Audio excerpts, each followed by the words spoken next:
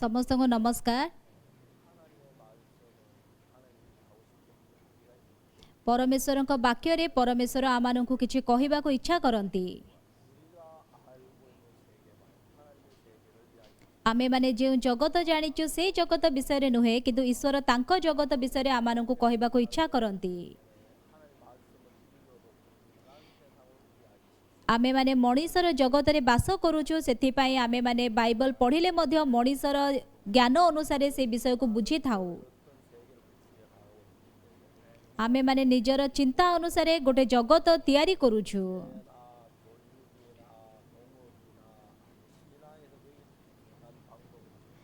से इकोनॉमी हो किबा एग्रीकल्चर हो किबा एजुकेशन हो एवं आत्मिक जीवन रे मध्य मनीष ता निजर ज्ञान अनुसार से बंचुछि। जदि बा समान खाद्य अच्छी किंतु मनीष से जे खाद्य जेमिति खाऊची आ गाई जेमिति खाऊची ताहा होची भिन्न।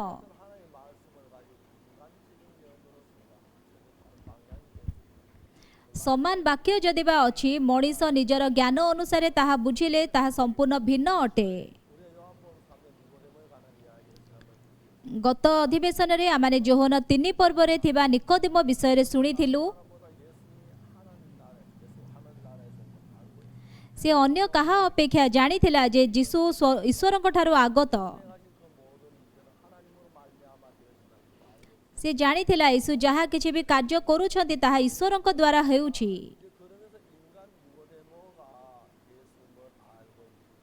आ सेति पई मनीष निकोदेम जे कि जीसु को जानी थिला।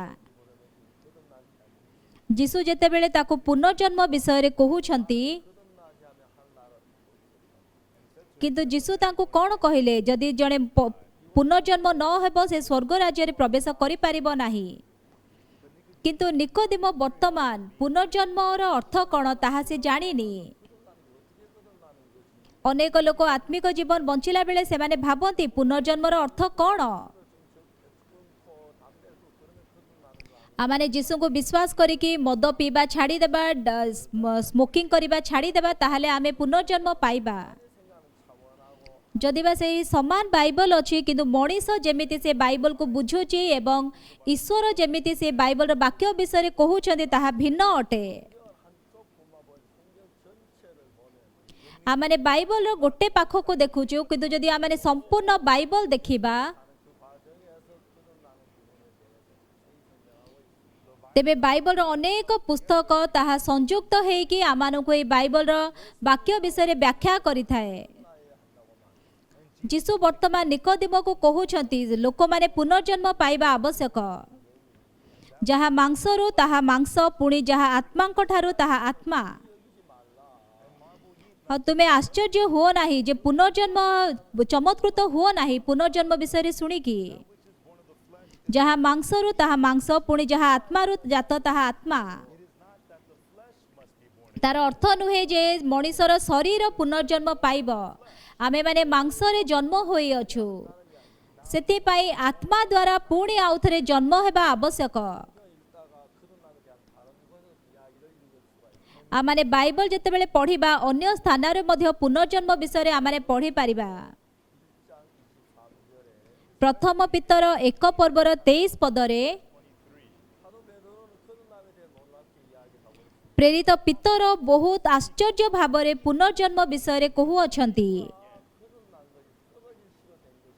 जेणु तुम्हे माने क्षयणीय बीजरू जन्म होई नाह बोली से कहउछंती बरं अक्षय बीजरू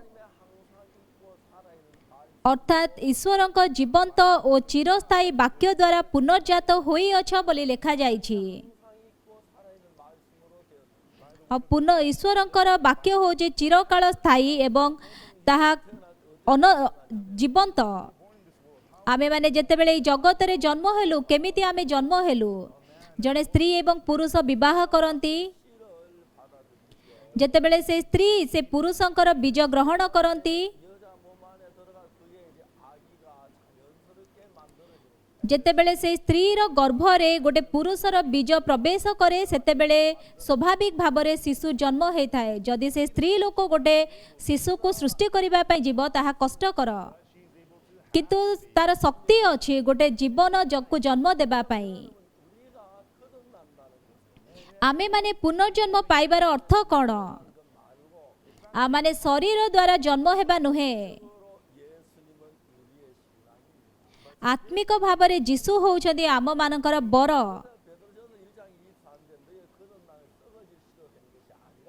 सेतिपय प्रथम पितर 1 पर्वर 23 पदरे लेखा जाइछि, तुमे माने क्षयणीय बीजरु जन्म होई नाह, बरं अक्षय बीजरु अर्थात ईश्वरक जीवंत और चिरकाल स्थायी वाक्य द्वारा पुनर्जात होई अछ बोली लेखा जाइछि। जेतेबेले परमेश्वरकर वाक्य प्रवेश करिब कोन घटिब? से पृथ्वी उपरे अंधकार व्याप्त थिला एवं ताहा निर्जन एवं शून्य थिला। से पृथ्वी केबे मध्य अंधकार को निज ठारू बाहर करि पारु नथिला, से निर्जनता को बाहर करि पारु नथिला, किंतु परमेश्वरकर वाक्य पृथ्वी ऊपर को आसुची।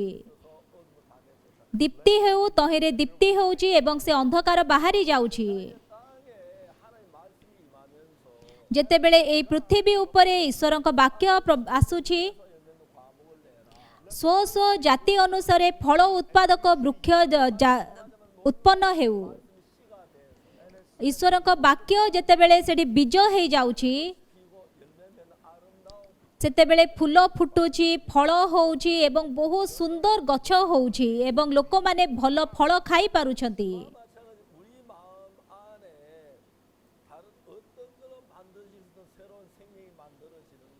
और ठीक सेमिति जेतेबेले आमानकर हृदय रे गोटे नूतन जीवन सृष्टि हुए, जेतेबेले परमेश्वरकर वाक्य मोर हृदय रे प्रवेश करिब,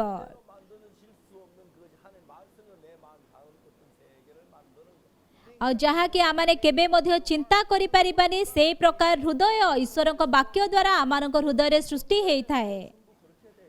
बाइबल रे से प्रकार लेखा जाइछि। वर्तमान लाजार मरी गला, जीशुक मुखरु वाक्य आसिला, लाजार बाहरी आस। जेतेबेले जीशुकर वाक्य लाजार भितर प्रवेश कला, ठीक जेमिति गोटे स्त्री पुरुषर बीज निज गर्भरे ग्रहण कले स्वाभाविक भाव में गोटे पिला जन्म हुए। जेतेबेले जीशु कहिले लाजार बाहरी आस, से सढ़ी की गंध होथिबा लाजार से स्वाभाविक भाव में बाहरी आसुची। से वाक्य प्रवेश करिके नूतन लाजार को से जन्म दउची। लाजार जे कि मरी जाइथिला, से लाजार बंची जाउची एवं से जीवित होउची। एई प्रकार सत्यता अनेक जगार आमे माने अनुभव करि अछु। जेतेबेले ईश्वरकर वाक्य मोर हृदय प्रवेश कला, जहा कि मु करि परिबिनी सेई प्रकार हृदय मो भितरे जात होउची। समीरणीय स्त्री जेतेबेले जीशुकर वाक्य सुनिला, जे कहीं भी एई जल पान करे से तृषित हब, किंतु जेउ जल मु देबी ताहा जे पान करे से केबे मध्य तृषित हेब नाही। आ ए स्त्री लोक केबे मध्य से प्रकार विषय अनुभव करि नथिला पूर्वरु। तेबे स्त्री लोक कोन कहूची, आ से जल मते दियो, तेबे मु एते बाट पानी काढिबा को आसीबा को जेपरि पड़िबो नाही। केवल समीरणीय स्त्री नुहे, से 38 वर्ष रोगाग्रस्त मध्य, सी चाली पारुनी, से चालिबा पई शक्ति नाही तार। जीशु ताको कहिले, उठ निजर खटिया घेनी चाल। आसंतु ए विषय आमने चिंता करिबा। जदि मु जाई कि गोटे पेशेंट को कहिबी हॉस्पिटल रे उठ तमर खटिया धर के चाल, लोक माने हसिबे। किंतु जीशुकर वाक्य जेतेबेले प्रवेश करूची, जो हृदय आमानक हृदय रे नाही, सेई प्रकार नूतन हृदय से सृष्टि करि थाए। तार अर्थ होची पुनर्जन्म पाइबा। जदि बा आमारे चर्च जाउछु, मु मो निज को भाबुथली पापी बोली, मु बहुत चोरी करिची, मु बहुत मिछ कहिची,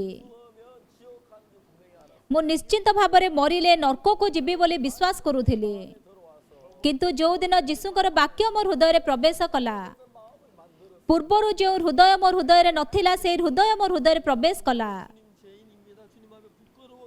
आ सब बेले मु प्रार्थना करूथली मु होची पापी मोर पाप क्षमा करि दियो 19 वर्ष पर्यंत मते पाप पाई बहुत कष्ट लागुची मते बहुत जंत्रणा होउथिला पाप निमंते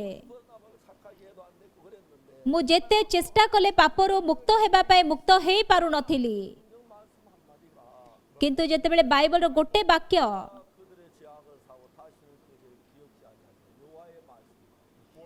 मु सेमानकर पाप एवं अपराध आउ स्मरण करिबि नाही एहा ईश्वरंकर वाक्य ए वाक्य मोर हृदय रे प्रवेश कला समस्त तो पाप करी अछंती एवं ईश्वरंक गौरव रहित होई अछंती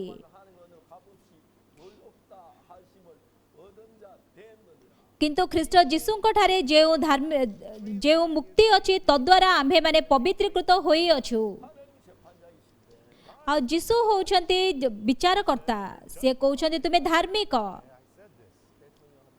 जते बेलकु मु कहिथिली जणे प्रेसिडेंट को मु भेटिली से मृत्यु सम्मुखरे थिले से विश्वस्त भाव रे मंडली को जाउथिले आ मु किछि दिन परे मरी जिबी किंतु मु पापरु क्षमा पाई पारिनी से निजको पापी बोली कहिले महाशय आपण केमिति जानिले आपण जणे पापी बोली मु पाप करिछि सेति पई कोन मु पापी नुहे कि मु कहली ना सेमिति नुहे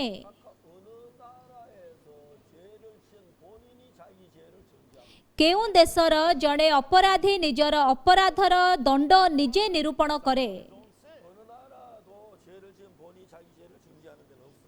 को देश रे भी अपराधी केबे मध्य निजर अपराध निजे निरूपण करेनी किए विचार करे से अपराधी को से विचारकर्ता विचार करती आ जीशु होछन ईश्वर होछन धार्मिक विचारकर्ता आपण केबे देखिछंती कि से विचार पत्र ईश्वर आपण को केमिति विचार करती से बहुत आश्चर्य हे गले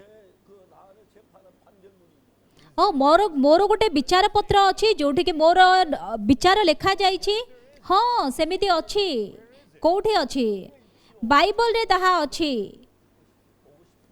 आपण देखिबा को इच्छा करूछंती कि से कहले हाँ मु देखिबा को इच्छा करूछि मु रोमियो 3 पर्व 23 पद आ 24 पद तांको पढ़ी देली एटा केमिति जने गोटे विचार पत्र बोली मु जानिली आ जने लॉयर को सहित मु बाइबल विषय रे कथाबार्ता होउथिली मु जेते बेले पाप क्षमा विषय रे तांको कहिली रोमियो 3 पर्व 23 पद आ 24 पद तांको मु पढ़ी के सुनेइली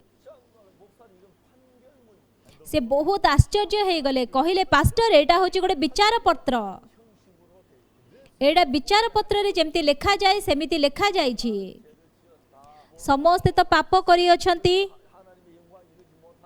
पुणे ईश्वरंक गौरव रहित होई अछंती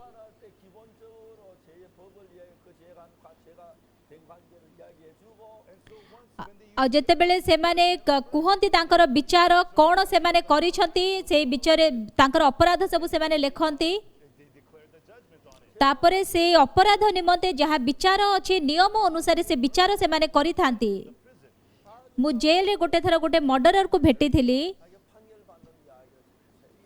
आ से केमिति विचार सुनी थिले से विषय से मते कहिले आ तांकर से विचार जो हेइथिला से आदेश से पूरा मने रखी थिले आ ए पाप तमे करी अछ आ सेति पई कि तुमे मृत्यु दंड पाइबा पई कि योग्य अट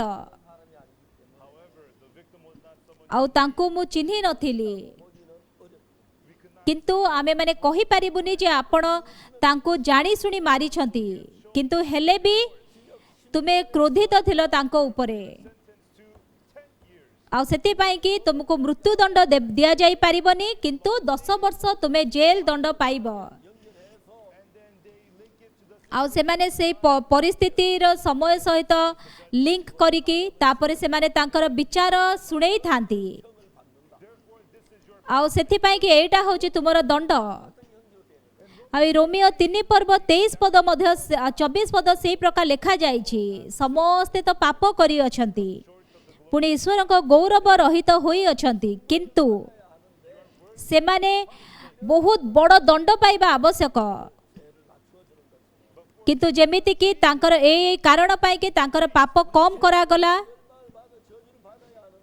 निश्चित भाव से माने अभिशप्त हेबा दरकार से माने पाप पाई कि दंड पाइबा आवश्यक किंतु जीशु आमानक निमंते मृत्यु भोग कले आमानकर समस्त पाप क्षमा करदेले आ सेथिपाई आमे ताहा विश्वास करूछु सेथिपाई से होउछंती निष्पापी सेडा होचे ठीक से विचार परी आ से प्रेसिडेंट बहुत आश्चर्य हे गले मु तापरे प्रथम करंतिय 6 पर्वर 10 पद 11 पद पढ़िली आ सेते बेले तांकर हृदय रे से बहुत स्पर्शित हेले हाँ मोर सबु पाप धौत हेला मु पवित्र मु धार्मिक से बहुत खुशी होउथिले तापरे से मते कहिले ए वाक्य निमंते बहुत धन्यवाद मु बे विश्राम नेबा को इच्छा करूची आ सेते बेले पास्टर जोसेफ मो सहित अनुवाद करूथिले मते इंग्लिश भलरे आसेनी और से प्रेसिडेंट हृदय बहुत स्पर्शित हेले से कहले मु वर्तमान टिके विश्राम नेबा को इच्छा करूची तापरे तांकर फर्स्ट लेडी आसिले आउ तांकर डॉक्टर आसिले आउ तांको भितर को नेकी गले तापरे मु आईएफएफ कैंप करबा पई आसिली तापरे 4 घंटा परे फर्स्ट लेडी मते फोन कले आ से बहुत धीर स्वर रे कहले आउ प्रेसिडेंट सी अनंतकालीन निद्रा रे निद्रागत हुई अछंती एवं विश्राम नेबा पई चली जाई अछंती आ एतिके अल्प समय पाए मु तांको भेटी पारिली एवं सुसमाचार प्रचार करि पारिली प्रेसिडेंट को सेति पई मु बहुत धन्यवादी अटे किंतु गुरुत्वपूर्ण विषय होउची जेतेबेले ईश्वरक वाक्य मोर हृदय रे प्रवेश करिवो आ ठीक जेमिति कि ईश्वर वाक्य ए जगत रे प्रवेश कले समस्त अंधकार को निर्जनता को शून्यता को बाहर करदेला दीप्ति हेउ तहेरे दीप्ति हेला सबु जेमिति बाहरी जाइथिला परमेश्वरकर वाक्य जेतेबेले मोर हृदय रे प्रवेश करिला मोर जहा कि पापर निराश अछि अंधकार अछि आ एई समूह विषय रे मोर हृदय पूर्ण थिला किंतु जेतेबेले ईश्वर का वाक्य मोर हृदय रे प्रवेश कला ख्रीष्ट जीशुको ठारे जे मुक्ति अछि तद्वारा मु धार्मिक गणित होई अछि से वाक्य जेतेबेले मोर हृदय रे प्रवेश कला मु वर्तमान सिद्ध अटे मु वर्तमान पवित्र अटे मु धार्मिक अटे मते 19 वर्ष हेला पर्यंत मु पाप करूथली दुष्ट काम करूथली मु अन्य मानक बगीचारू फल चोरी करूथली मु गहम चोरी करके खाऊथली आ मु मिछ कथा कहूथली सबु बेले पाप पाई मु नरक जीवी बोली भाबुथली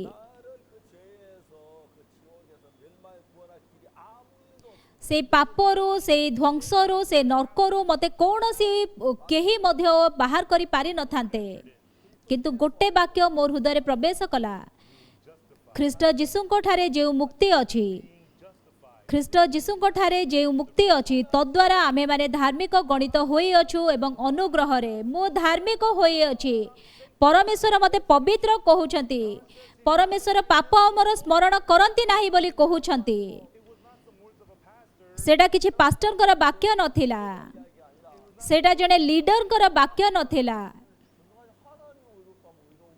किंतु परमेश्वर जदि कहउछंती पवित्र धार्मिक तेबे मु धार्मिक परमेश्वर जदि मते पवित्र कहउछंती मु पवित्र जेहेतु कि मु ईश्वर को विश्वास करूछि ईश्वर केबे मध्य मिछ कहि परिबेनी ଆଉ ସେଥିପାଇଁ କି ମୁଁ ତାଙ୍କ ବିଶ୍ୱାସ ଦ୍ୱାରା ମୁଁ ଧାର୍ମିକ ହେଲି। ମୁଁ ପୂର୍ବରୁ ପାପୀ ଥିଲି, କିନ୍ତୁ ମୁଁ ଜଣେ ଧାର୍ମିକ ଭାବରେ ପୁନର୍ଜନ୍ମ ପାଇଲି।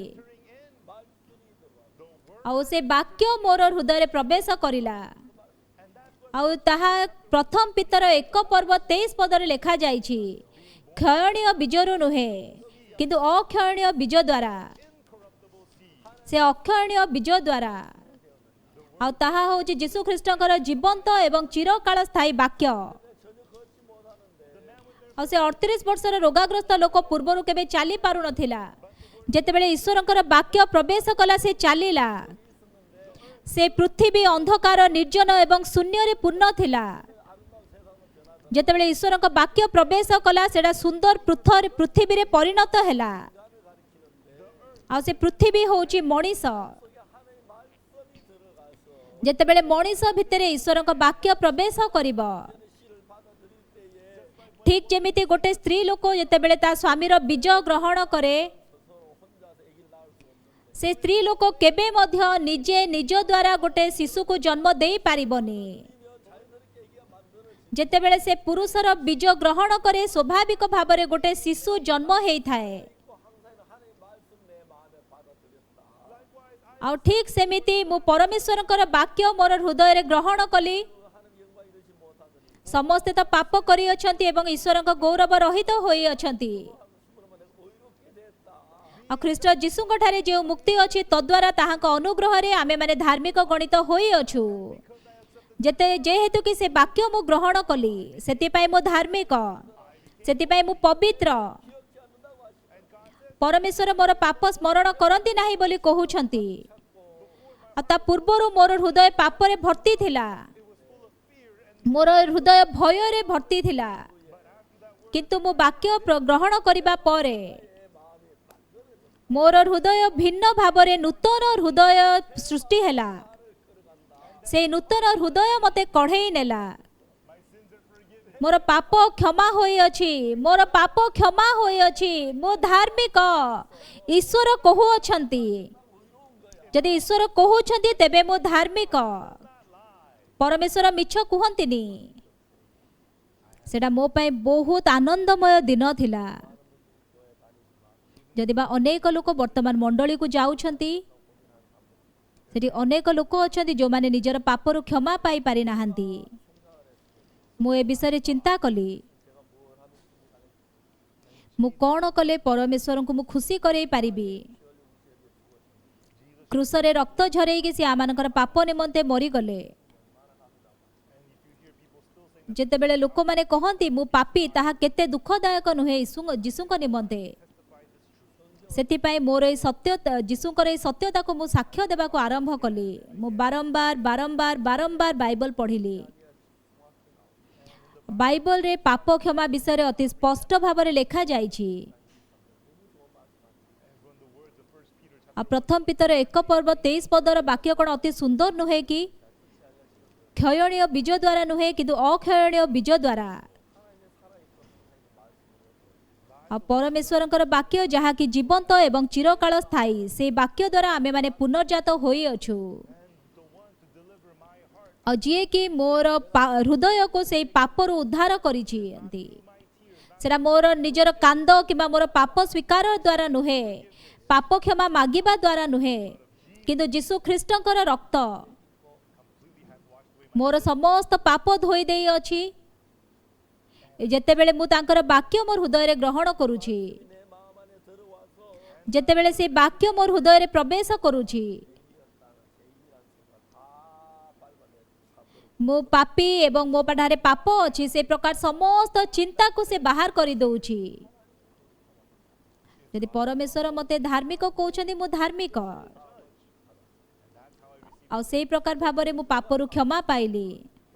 ଆଉ ତା ପରଠୁ ମୁଁ ଯେଉଁ ଜୀବନ ବଞ୍ଚୁଛି, ପୂର୍ବରୁ ମୋ ନିଜକୁ ମୁଁ ପାପୀ ବୋଲି ଭାବୁଥିଲି।